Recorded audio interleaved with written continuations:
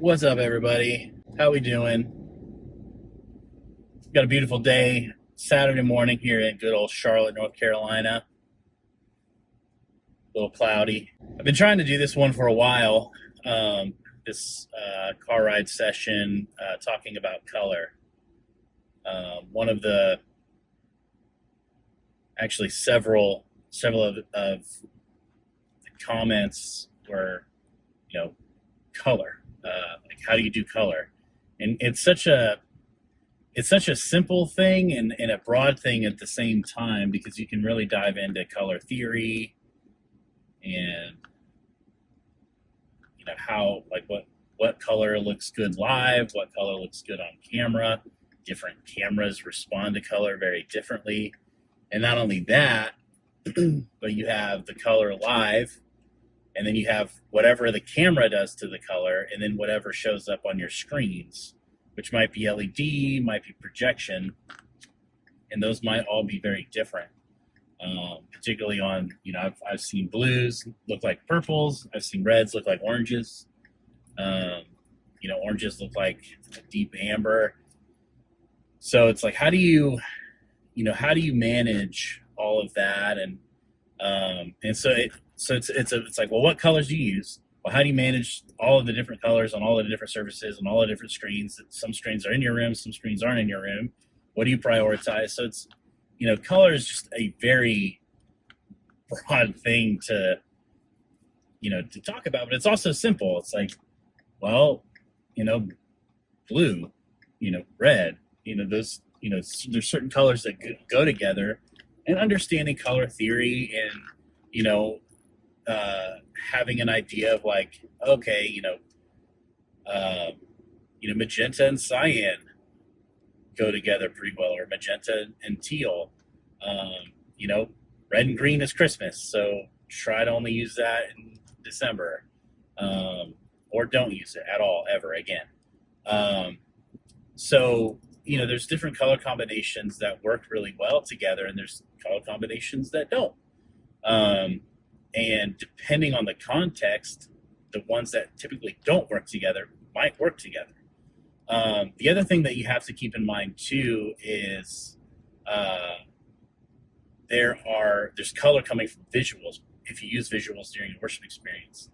So you need to pay attention to that. You don't want to have, if all the visuals are doing this crazy rainbow effect or all these different colors, maybe 5, 6, 7 colors, the lighting might not need to do that. The lighting might need to just pick 1, maybe 2 colors out of that and sell out to that look. You don't want it to get too busy. So my rule, whenever I'm in my process, so I've laid out in several different mediums, basically a kind of a 3-step programming process. I invest in the look. My second step is color. And then I support the song as my third step. So when I'm in the color part of the process, number 1 rule is basically no more than 3 colors. And that is basically 2 saturated colors and what I call a pop color, or a desaturated color. And even I'll most of the time try to take it a step further and go no more than 2 colors, saturated and a desaturated. Now, those colors might be monochromatic, they might be complementary, it might be tertiary. It just depends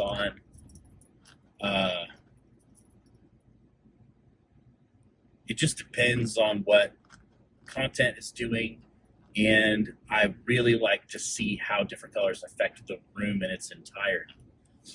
So whenever I basically program in white, and just to get dynamics, and then I'll put everything in a color. I'll see visuals or whatever, or maybe I don't see visuals. I personally, my favorite color palette is like a medium orange, it's almost like a light, kind of light dark, medium amber orange. I know that's a lot of colors. It's hard to really describe it. Almost like a sunset orange color, and a like indigo or a magenta or a blue, something in the blue side of things. And the saturation of that just kind of depends on how I'm feeling that day, to be honest with you. That's my favorite color palette. So if ever I'm programming something and I don't really have visuals yet or an idea of what colors going to look like, that's sort of the color palette that I'll lean to just to get something in the program. And I'll do my dynamics and everything like that. And then once I see visuals, again, I will do 2 colors. If I have to, I'll lean to 3. But most of the time, I just pick a saturated color and a desaturated color. You don't want things to get too busy. And you'd be very surprised at how dynamic and big and interesting you can make 2 colors look across an entire lighting rig. Something I've been doing, particularly even on, we just did a new stage design, but something that I've been doing a lot of is paying real close attention to my selection grid, relying on almost treating some of the grid like a very, very low res video surface, and trying to do color and dimmer across the whole thing, and doing, different group, playing with my group, playing with my MA tricks basically, and doing different selections and different phases across them to get the whole rig, or at least a big part of it, doing kind of the same thing. And it has really made the overall look of everything just seem very, very big and also very intentional. But yeah, so the other piece of it is, and I talked about it briefly, and I'm not going to get super technical with it, but I am going to give just some guidelines maybe, or just something to like pay attention to. So the number one thing is start at the console and make sure all of your fixtures are calibrated. And I do it in quotes because it's basically get all of your fixtures, take all of your fixtures in the rig, and however many color presets you have, whether it's like you got a nice grid of saturated to desaturated, maybe you were like, no, I rock just 10 saturated colors. Make sure they all, now if you have a color wheel, there's a little bit of a disadvantage there. But if you have a color wheel, you have fixtures that are color mixing, you need to match to the color wheel. But you need to get all of your fixtures on the same, like in the same color. Like when you hit green, they're all the same green. When you hit teal, they're all the same teal. Every fixture has a different color engine, has a different way of rendering it, has a different way of producing that particular color. So you need to make sure they're all, so start there. That way when you hit your color effects, or you hit a color preset, or you're bouncing through different colors, they're all doing the same thing. Or they're all matching the same color. Your spots from this manufacturer look like the same magenta as your washes from this other manufacturer. That's makes your life a lot easier, and invest the time into doing that. The other piece of it is like, okay, well, how does the camera react to it? That's where having scopes, having a vector scope, having a spectrometer. Spectrometer is more for brightness, but having a vector scope is super important too, because that's going to give you where are you at? Are you oversaturated?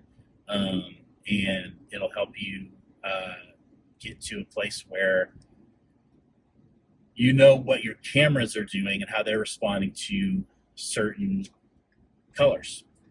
Some are like, don't like magenta, some don't like red, some don't like just general saturated, they don't saturated colors. So you need to figure that out, because live in the room, you're like, oh man, these like deep blues and deep magentas and deep reds and oranges look really, really great. And then you look through the camera and it's all like overexposed or just gacked out. And when you look on a vector scope, you see, oh yeah, it's like way outside of the circle there. So that's where you need to desaturate it. And when you desaturate it, yeah, it might not look as vibrant live, but on camera, it's gonna look better. That's one piece of it. What are my cameras doing? But then you have the other side, or I guess the final product is what it looks like on the screen. You might have LED, and you might have projection. Well, those two options. Is those, thankfully, you can calibrate. You can add gamma, contrast, take away RGB values, add RGB values. So there's a fair bit. When I say calibration, there is a fair bit of calibration that you need to do across the entire system, from your console to your cameras and to your screens. And there are plenty of tools. Make sure you get a light meter. Make sure you get what's called a chip chart. That can help a lot. And make sure you're white balancing and accurately and in a way that makes sense and it works for your space and looks best for what context you're operating inside of.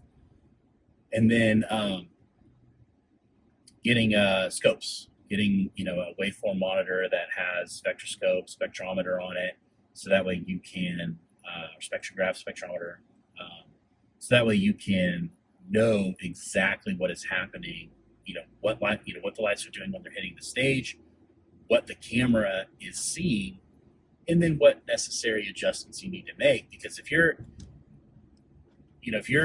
shooting on stage and you're like, hey, my vectorscope is solid, like we're within the parameters here, and the projector still is like really whacked out. Well, yeah, it might mean an upgrade on projection. It might mean you need to get into the projector and make some setting adjustments, or on your LED screen. LEDs might actually be easier.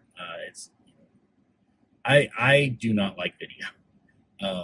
There is a reason why I'm a lighting guy. Video is something that has always been a frustrating thing to deal with, but it's necessary in our context, and so they need to be able to play nice with each other.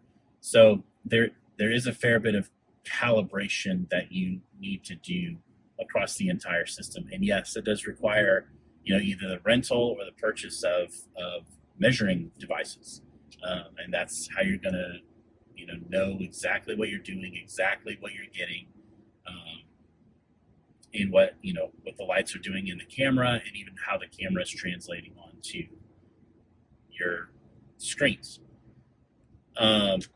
That's pretty much the long and short of it. I don't want to get like super technical into the how, but color's a fun thing. It brings a lot of different feelings and emotions into a space, but it can also be something that can get really out of hand when you are wanting to match dynamics and you're wanting to create fun environments. And if you're trying to match visuals, that can be something that can be too much. So you just have to be careful that you don't throw 4 or 5 colors at your rig, and that you're managing that responsibility well. So anyway, this has been maybe the last episode of Car Ride Sessions. It's been fun. It's been good. Maybe we'll do a few more of these, or maybe we'll do something different. But anyway, bye, everybody.